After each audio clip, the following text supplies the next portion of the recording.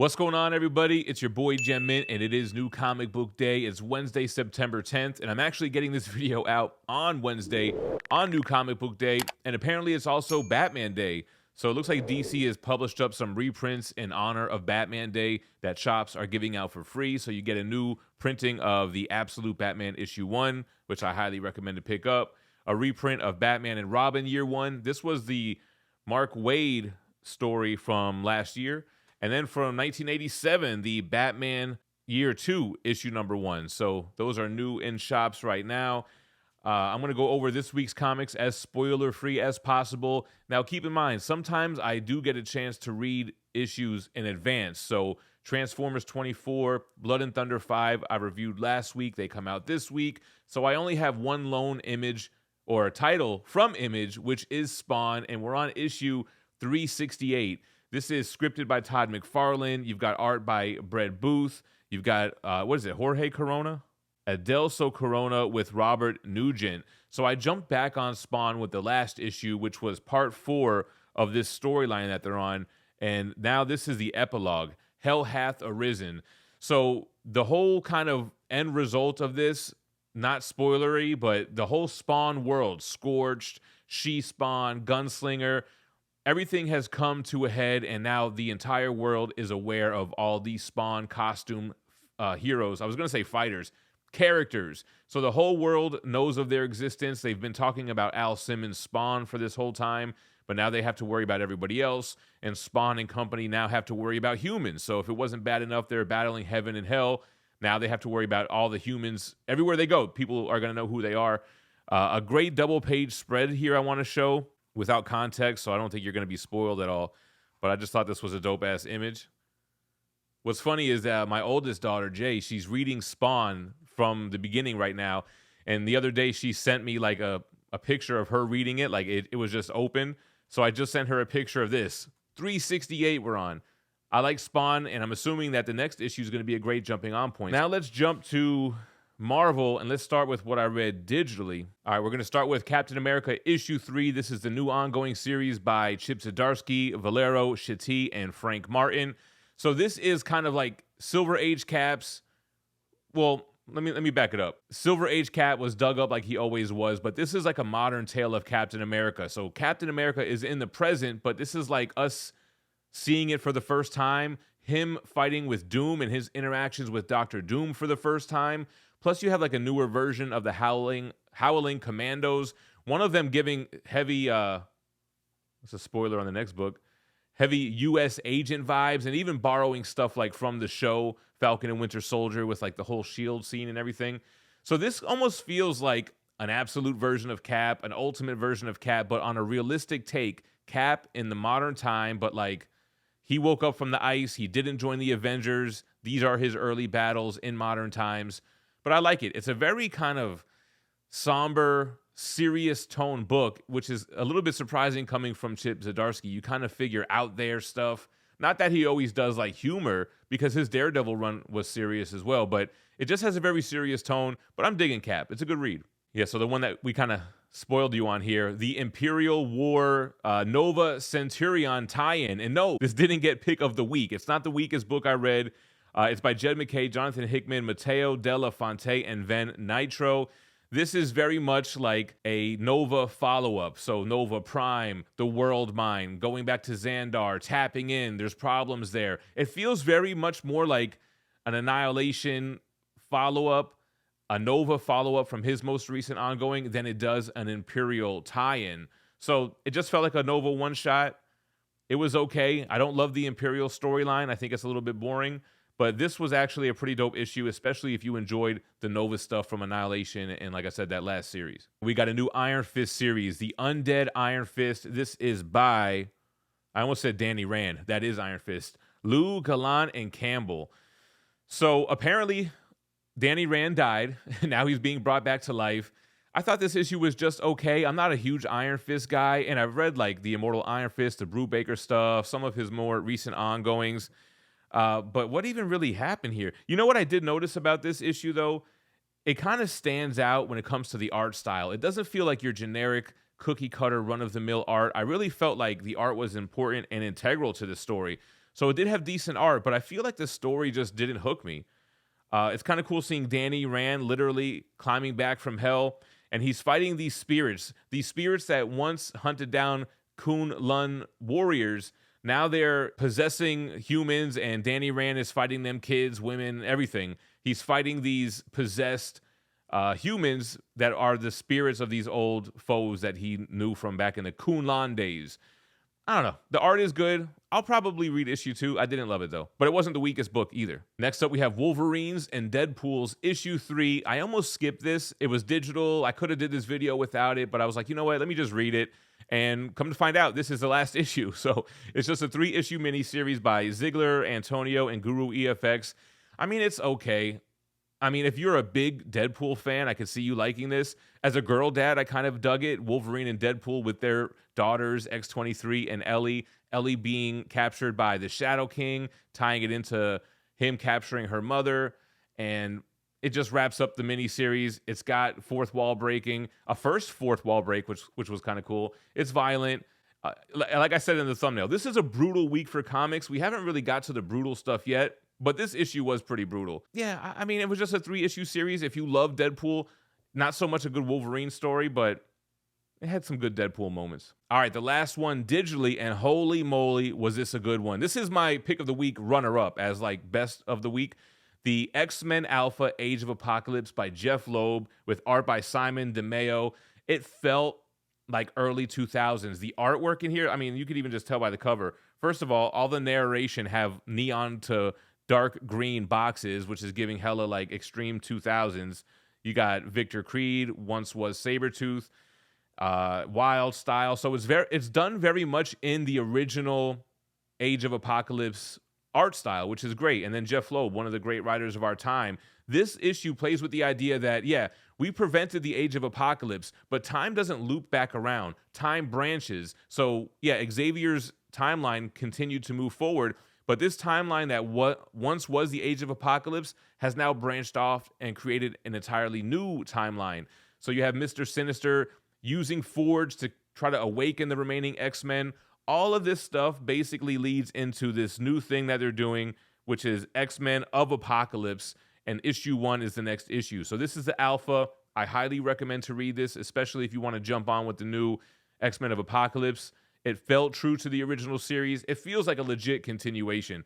Now, when I saw Jeff Loeb at first, I was like, damn, you don't really picture Jeff Loeb on a title like this, but he had to have done some of his early work on the Age of Apocalypse, right? You know, that's what the Omnis are for, so I wouldn't be surprised. I'm pretty sure this is where he got started. Yep.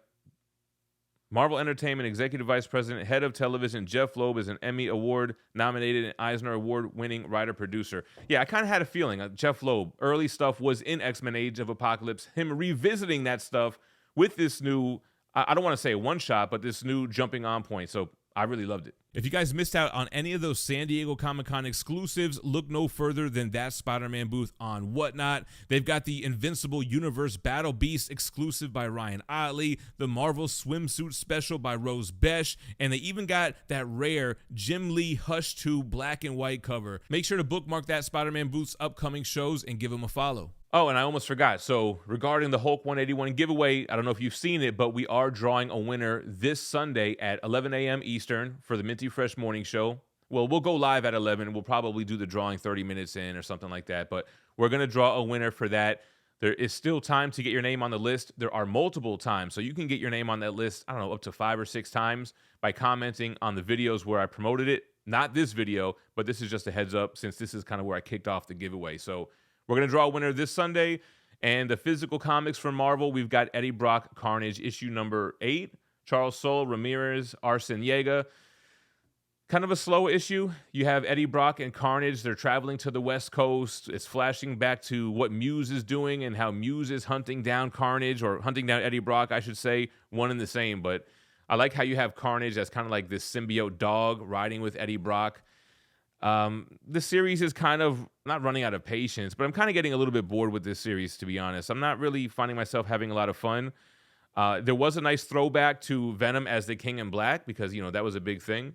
But otherwise, I didn't really love it, I guess, to be honest. Jumping over to some Ultimate Universe stuff. So we've got Ultimate Wolverine, issue number 9. This one by Condon, Cappuccio, and Valenza. I really dug this issue. By the cover, you can tell this was a Sentinel-heavy issue. So we have, you know, it almost feels like the whole Winter Soldier aspect is, they might have let the cat out the bag too early. Unless they only plan for this to run for a couple of issues. I think the Ultimate titles only are going up for 24 issues at maximum. But yeah, you have these mutants that have been experimented on, becoming like half Sentinels, half mutants. So you got a Sentinel with a Cyclops belly, kind of like Krang with an optic blast. There are still large Sentinels here, and all tying back to Wolverine's time as part of the Weapon X program. The scientist that operated on him finds herself face-to-face with Logan, which is not where she wants to be. Dug this issue for Ultimate Wolverine, but unfortunately, this Ultimate Spider-Man Cataclysm gets pick of the week. This is the weakest book. This has not been an enjoyable event for me whatsoever. I don't really have any connection to Miles Morales or his kid sister Billy that he's in this Ultimate Universe trying to hunt down and find. A battle with magic. It's not the magic we know and love. It's kind of like this crazy version from the Ultimate Universe. Not digging it. I don't like how Miles can conjure up these swords. I don't know. Not digging this series whatsoever. On to a book, though, that almost got pick of the week. A new Punisher #1, a new ongoing series, and it's a red band book at that. So this was a brutal issue by Benjamin Percy, Ota, and Nitro. And for everybody that was upset, Jason Aaron stealing the Punisher skull from his chest. He's back with the original logo and everything. So Punisher wakes up. Well, he comes to, I should say. He's on this boat. There's flames everywhere. He doesn't really know what's going on, but he knows that he's in familiar territory. He's in this kind of battlefield. He could smell the sulfur. He could go off instinct and get himself out of it. But the only thing is he doesn't remember who he is. So there's this interesting thing that happens at the end that I'm not going to spoil, which is a new dynamic for Punisher. I'm interested to see where they go with this. Tombstone as one of the main villains here, and I think it's like one of the most brutal versions of Tombstone that we've seen, because they've used him a lot recently in the Amazing Spider-Man run, but check out Tombstone these days. He's almost got like a skull-type face, a little bit of a Skeletor vibe going on, but he was pretty brutal, and this was a great series. Cannot wait to continue reading the new Punisher. Brutal issue. Now we're going to bounce on over to DC Comics. Another #1, another brutal issue. We've got Red Hood issue 1. Yeah, so this is coming out of the Hush 2 event, and this is the first mature title from DC Comics. So again, talk about a brutal week. You got a Red Band Punisher 1, then you've got this new mature title, Red Hood, and it's Jason Todd, the Red Hood. He's left Gotham after the aftermath of Hush 2, and I don't even know if that series has ended yet. I think there's still a couple of issues. But he is on his own and doing his, vigilante thing here. But he's basically hunting down this supernatural serial killer that's causing police officers to unalive themselves. So something is making them do that with their own weapon, and they all say the same thing. This is for the Watchtower or something along those lines. So Red Hood, Jason Todd, he's looking for the killer. He gets some help from the Huntress. Thinks he gets help from somebody else who doesn't end up becoming so helpful. But dope issue #1. You don't have to have read Hush or Hush 2 to jump into this. You could just pick this up and go from there. All right, and then we have Superman, the Kryptonite Spectrum, issue #2 from the creative team of Ice Cream Man, so W. Maxwell Prince and Martin Morazzo. Superman and Batman have been experimenting with these new colors of kryptonite. This one has made him large, so he becomes kaiju-sized. But the problem is, once that happens, Lex Luthor hits him with some red kryptonite, which makes him evil Superman, angry Superman. He also unleashes chemo onto the world. So if you like Ice Cream Man, you'll like his take on Superman. I don't think the art style is really for everybody. It's a little like Beavis and Butthead-ish as far as the art's concerned. So I don't think the characters look their best, but I think it's an interesting story. I like the creative team, and I think it's cool where they're going, playing with the different kryptonites. We'll see in issue 3. The other ones they experiment with, but there is some ramifications from what happened here, so they're going to have to deal with that. And with that being said, another brutal book, and this is my pick of the week. My favorite book that I read this week is Absolute Batman, issue #12, Scott Snyder. He's joined by Dragata and Martin. And I thought that the last issue, I thought Bane ripped off Bruce Wayne's arms and kind of sewed them back together. Apparently that was some kind of vision of a potential future. It wasn't really clear for me, but he still is pretty messed up after his interaction with Bane, and he's not the only one. So we kind of knew that going into this, Bruce Wayne being friends with Edward Nygma, with Oswald Cobblepot, with Selina Kyle, that they were eventually going to turn bad. So we get the nasty, brutal origin of how these characters go from being Bruce Wayne's friends to Two-Face, to Penguin, to Killer Croc, and it's just such a brutal issue. What they do to Penguin, what Bane has done to Penguin, what Bane has done to Two-Face.